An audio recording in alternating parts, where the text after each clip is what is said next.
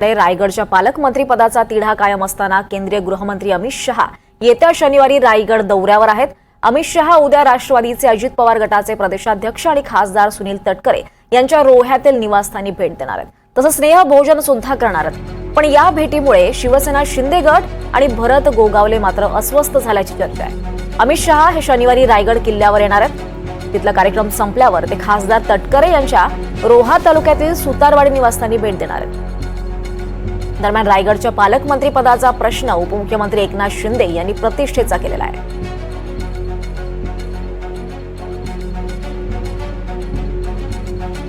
अमित शहांचा दौरा कसा असेल पाहूयात। 12 एप्रिलला सकाळी 10 वाजता पुणे विमानतळावर त्यांचं आगमन होईल।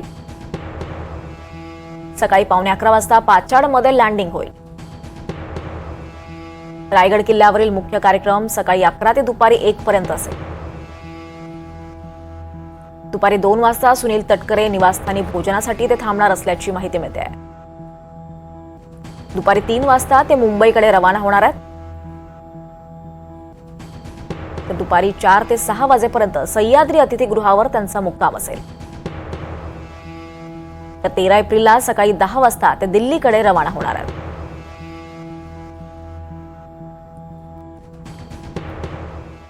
दरम्यान अमित शहा जर खासदार तटकरे यांच्या निवासस्थानी जाणार असेल तर आनंदाची गोष्ट आहे, अशी प्रतिक्रिया चंद्रशेखर बावनकुळे यांनी दिली आहे। भरत गोगावले, एकनाथ शिंदे आणि मला नाराज होण्याची गरज नाही असंही त्यांनी म्हटलेलं आहे। जर तटकरे यांच्या घरी जात असेल तर एक आनंदाची गोष्ट आहे। त्याच्यामध्ये गोगावलेची किंवा एकनाथची किंवा आम्ही कोणी काही नाराज व्हायची गरज नाही, नाराज होणार नाही। कोणी गोगावलेची नाराज होणार नाही, कोणी आम्ही नाराज होणार नाही आमचे कार्यकर्ते। कारण एक संस्कार संस्कृती आहे महाराष्ट्राची की आपण महायुतीमध्ये जेव्हा काम करतो तेव्हा महायुतीमधला एक प्रदेशाध्यक्ष पक्षाचा आणि त्यांच्या जिल्ह्यात जात आहेत अमितभाई, रायगडमध्ये जात आहे अमितभाई।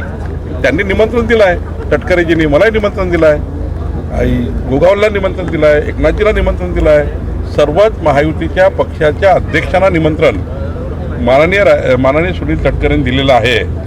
त्यांनी सर्वच महायुतीच्या नेत्यांना बोलवलं आहे घरी जेवायला आणि अमित भाईलाही बोलवलं आहे। त्यामुळे मला असं वाटतं याच्यामध्ये पॉलिटिकल कुठलाही त्या ठिकाणी विचार करू नये। दरम्यान पालकमंत्री पदाचा तिढा लवकरच सुटेल अशी प्रतिक्रिया उपमुख्यमंत्री अजित पवार यांनी दिली आहे। काळजी करू नका, जरी नाशिक रायगडचा तिढा सुटलेला नसला तरी काम चाललेलं आहे। काय जो काही त्यांचं बजेट असतं ते आम्ही दिलेलं आहे, निधी दिलेला आहे, दोन्हीकडे निधी वाढवलेला आहे।